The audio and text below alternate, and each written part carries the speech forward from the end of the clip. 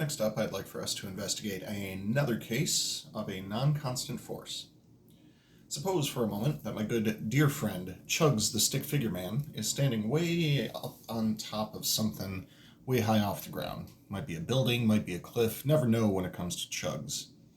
Now, Chugs is holding on to a cable or a rope or a wire or something like that, and down way here at the bottom is going to be a bucket. Maybe it's a bucket of peanuts, maybe it's a bucket of stones, maybe it's a bucket of stone peanuts, petrified of some sort. Regardless of what it is, his goal is to try to lift this bucket with its contents all the way up to the top. Now, with that in mind, the amount of force that he's going to have to exert is going to be a function of how much wire is still out over here. Now, when it's fully extended, the force that he would need to exert is going to be the sum of the mass of the wire plus the mass of the bucket.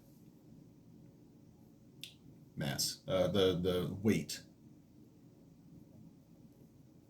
The weight of the wire plus the weight of the bucket.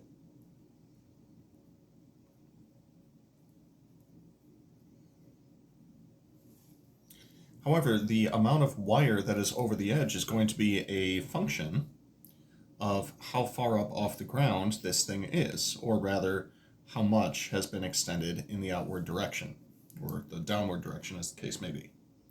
Now, it is because of this that we're going to introduce a new concept. The concept is referred to as linear density. Linear density refers to the amount of weight per unit length there is in this wire or rope or whatever it happens to be. This is the weight per unit length associated with a wire, rope, chain, etc. As we're pulling the bucket up the side of the cliff, as it were, the amount of wire that is still hanging over the edge that he still needs to exert a force on is going to decrease due to the fact that the length is getting smaller as the pail starts getting higher and higher. As such, what you're going to expect to see as far as a force function is concerned is something along the lines of mx plus b, where m is referring to the linear density, multiplied by the value of x. X is going to be the length of the wire still out, or still being lifted, and b is going to be equal to the fixed weight associated with all of this, which in the case above is going to be the weight of the bucket that we see.